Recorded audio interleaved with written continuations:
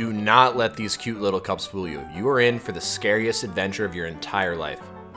The release of Cuphead reminded gamers that old school gaming is alive and well, but it's important that we differentiate why Cuphead is truly an old school game.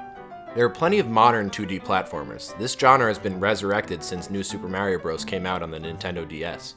What makes Cuphead truly an old school game? Is it the art? Everything in this game is hand-drawn, and while I never talk about the graphics in any of my reviews, it goes without saying that Cuphead looks fantastic and authentic. You could probably trick your elders into thinking you're back in the 1800s or whatever. You could maybe even force your granddaddy into watching this game. The art style alone doesn't make Cuphead an old school game. It's the disgustingly brutal difficulty. Again, do not let these happy cups fool you. If you give your child or younger sibling this game, I promise you they will cry out of frustration. I'd probably be lying to you if I said that I didn't shed a tear here or there when I was literally one hit away from beating a boss. Tell your little brother or sister to stick with baby games like Call of Duty, because Cuphead is for big boys. Cuphead is similar to games like Contra, but a lot more boss focused. However, it's not as simple as a normal trial and error formula where you just memorize your boss's attacks and patterns and learn as you go.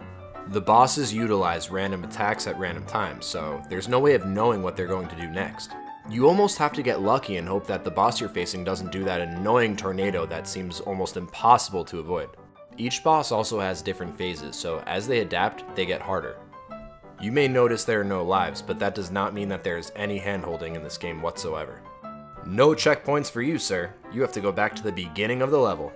When you die, you can see how far you were in the level, which is a feature that I enjoy on one hand because it's cool to see how far you progress, but on the other hand I despise it because it mocks you on how close you were. For all you old school Contra fans, you can plug in a second controller for co-op, but it's not as great as I thought it was going to be.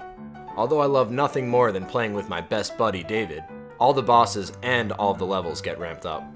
The shop can help you out with adding things like more health, so equipping that was definitely helpful, but it was more of a small cushion piled onto a bed of nails. These graphics will pull in any old school gamer, but the gameplay reminds us of why we play video games in the first place. Is Cuphead frustrating? Without question. Did I scream extremely naughty words at my television every time I lost? Yes sir.